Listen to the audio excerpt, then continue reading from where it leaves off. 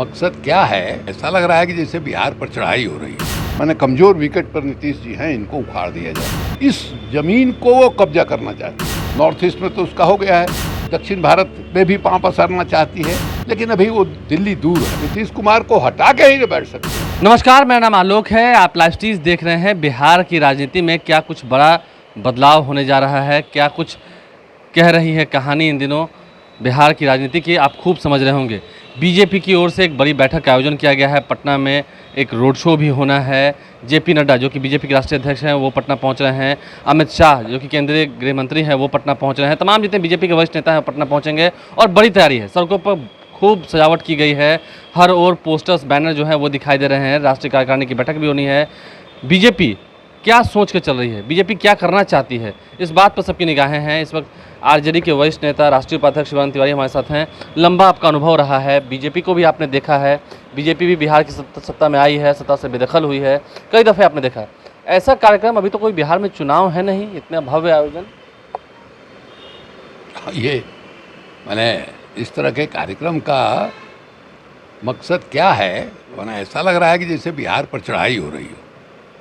अब ये कहा जा रहा है कि जेपी नड्डा साहब रोड शो करेंगे, तो रोड शो वगैरह जैसा कार्यक्रम जो है अमूमन चुनाव के समय में होता है, और ये पहली दफ़ा है कि जेपी नड्डा जो है यहाँ पटना के सड़कों पर रोड शो करेंगे। यहीं उनका जन्म कर्म सब कुछ हुआ है, तो ये उन्हीं का शहर है, यहीं जन्म लिए, यहीं पढ़ाई लिखाई सब कुछ हुई। इस शहर में रोड शो करेंगे। इसके अलावे ये हमने देखा कि पहली दफ़ा किसी राज्य में ऐसा कार्यक्रम हो रहा है कि जितने भी प्रकोष्ठ हैं भारतीय जनता पार्टी के, सबकी बैठक एक साथ हो रही है। संयुक्त मोर्चा दूसरे पार्टी से जो जोड़ जाड़ होता है उसको मोर्चा कहते हैं। ये सबको एक साथ बैठा करके ये लोग करने जा रहे हैं, जिसमें उद्घाटन जो है राष्ट्रीय अध्यक्ष करेंगे और समापन जो है भूतपूर्व राष्ट्रीय स्तर अध्यक्ष और देश के दूसरे नंबर के नेता जो है अमित शाह करेंगे। इसके अलावा एक और खबर है इंटरेस्टिंग, जिसमें हमने कहीं देखा, ये कहा जा रहा है कि बिहार के 200 विधानसभा क्षेत्रों में देश भर के कार्यकर्ता जो है वो कितने दिनों का शायद प्रवास करेंगे, ये भी एक खबर छपी है। तो इस तरह का की तैयारी का मकसद क्या है, लक्ष्य क्या है, क्या हासिल करना चाहती है भारतीय जनता पार्टी? तो स्वाभाविक है कि भारतीय जनता पार्टी की बहुत दिनों से आकांक्षा है कि साहब बिहार में हमारी सरकार बने, हमारे नेतृत्व में सरकार बने। और अभी पिछला जो विधानसभा का चुनाव हुआ, इसमें जो नतीजा निकला वो उसने नीतीश कुमार को बिल्कुल कमज़ोर कर दिया। संख्या के दृष्टिकोण से विधायकों की संख्या बहुत कम हो गई है भारतीय जनता पार्टी के मुकाबले। राष्ट्रीय जनता दल जो है एक नंबर की पार्टी हो गई है बिहार की, वोट के प्रतिशत के हिसाब से भी और विधायकों की संख्या के हिसाब से भी। अब ऐसे में उनको ये लगता है कि ये मैंने कमज़ोर विकेट पर नीतीश जी हैं, इनको उखाड़ दिया जाए, हमको ऐसा लगता है। इसके अलावे आप देखिएगा कि नीतीश कुमार के पार्टी में भी ये जो रामचंद्र बाबू और बाकी जो ये सब चल रहा है, ये भी बहुत अच्छा संकेत नहीं है। उनको ये भी लग रहा होगा कि घर में फूट है, इसका हम फायदा उठाना, एक भी हो सकता है। अब ऐसी हालत में नीतीश जी क्या करेंगे, देखने वाली बात है। यही बात है ना कि बीजेपी चाहती है कि बिहार में अब कब्जा किया जाए, बिहार में अपना ये तो साफ दिखाई दे रहा है। नहीं तो हमने कहा ही कि उनके अंदर बहुत दिनों से ये आकांक्षा है। बिहार का देखिए ऐतिहासिक महत्व है। बिहार ही वो जगह है जिससे महात्मा गांधी को पहली दफ़ा इस देश भर में लोग जाने।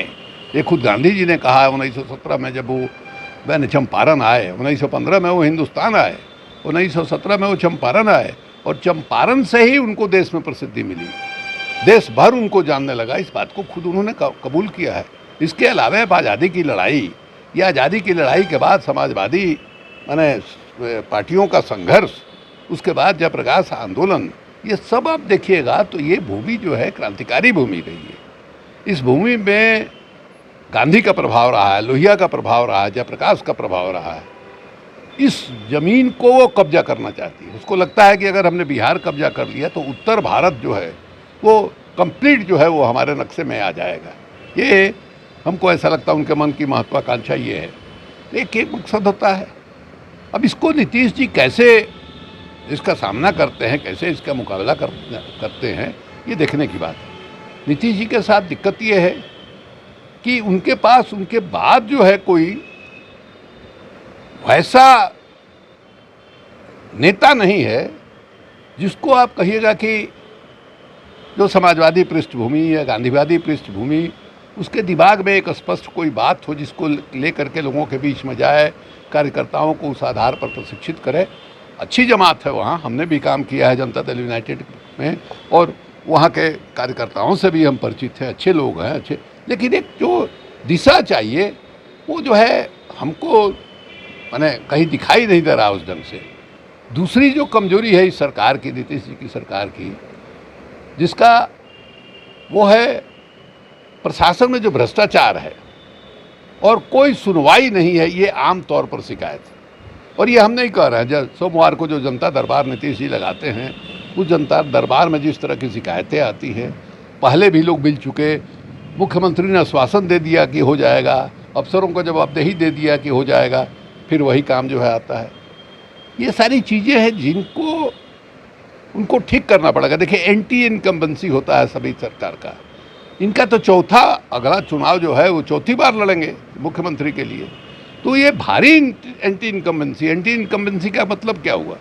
एंटी इनकम्बेंसी का कि सत्ता के खिलाफ जो एक नाराज़गी होती है, सत्ता के खिलाफ नाराज़गी क्यों होती है कि लंबे अरसे तक सत्ता में रहने के बाद एक आलस्य आ जाता है, आदमी के अंदर वो माने तत्परता नहीं रहती है, गतिविधि नहीं रहती है कि हम लोगों की समस्याओं का तत्काल समाधान करें, तो एक आलस्य है।